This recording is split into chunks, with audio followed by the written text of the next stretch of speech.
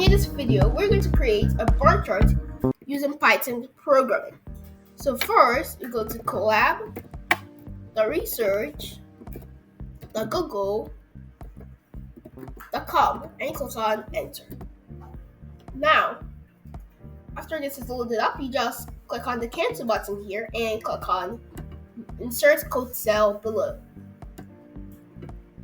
Now, we're going to create a bar chart. So what we want to do first is have a comment explaining it. So we say title of bar chart.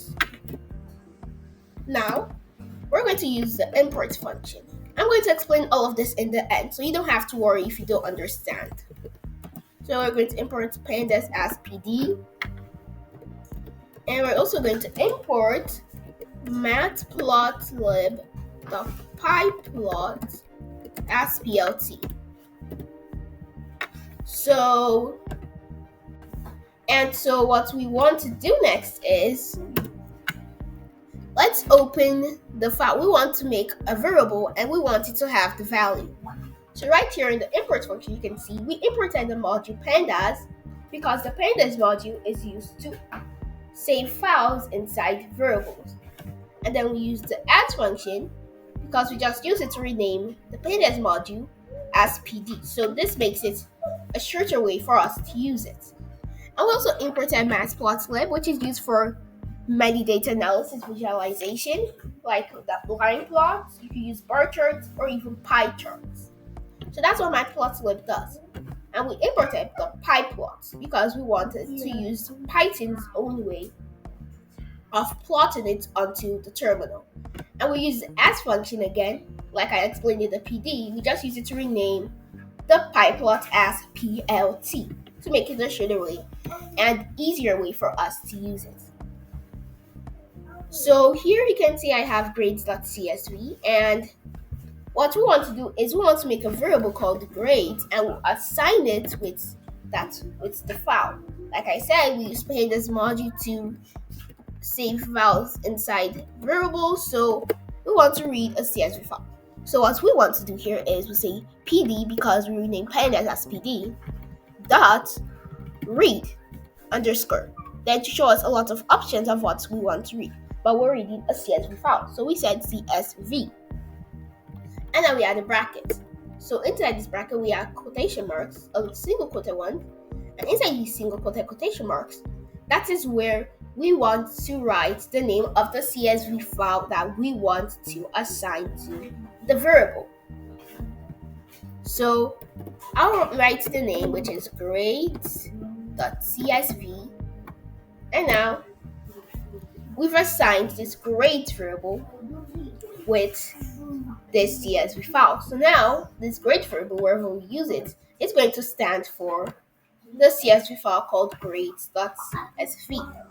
Now let's see what our CSV file looks like, which is what we're going to do, grades.head. So the head function is mostly used in PD.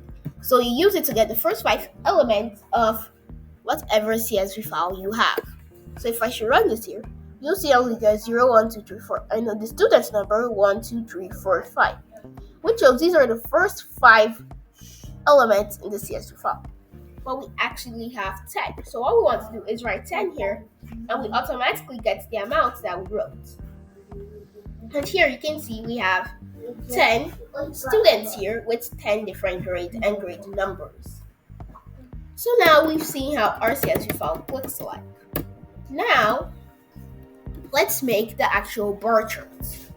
Now, since we've assigned our grade variable with our CSV file, what we want to do is that we want to use the matplotlib function. So we say plt dot, and we won't say plot because plot is for line plot. If you've watched my line plot video, if you haven't, you could go to the YouTube channel and watch the video. And now we're going to use bar. So the bar chart, this is what it uses. You can use bar or you could use hist. And now instead of bar and hist, we could just say hist instead because hist is way more easier. Now, the hist function, like I said, we'll use it for bar charts. And now inside these brackets, this is how we want to assign the bar chart that we want to grade down. So say the grade variable and the score bracket because it's like a list. Now let's click on the grade because we want to get the person's grade and grade how many people got A's, how many people got B's, how many people got C's, and so on like that. That's what we want to grade. So now we're going to say a width. Now the width here is because, let me say 12. You should see that everything would be combined together like this, and it doesn't make sense. Now the width here, we are using it because we want to make everything spaced out. But this isn't how everything looks spaced out. So this is why we're going to use 0.3. So that way it makes our width way more thinner and everything has space like this. So right here you can see a basic bar chart. We have A's are 3, C's are 1, B's are 2, A minus is 1, C plus is 1, B plus is 1, and D is 1. So we basically just made a bar chart and we can see how many people got A's, B's, C's, and so on like that. So now that we've done this is how to create a basic bar chart using Python programming. Thanks for watching, and don't forget you can find more videos on my YouTube channel. See you later. Bye.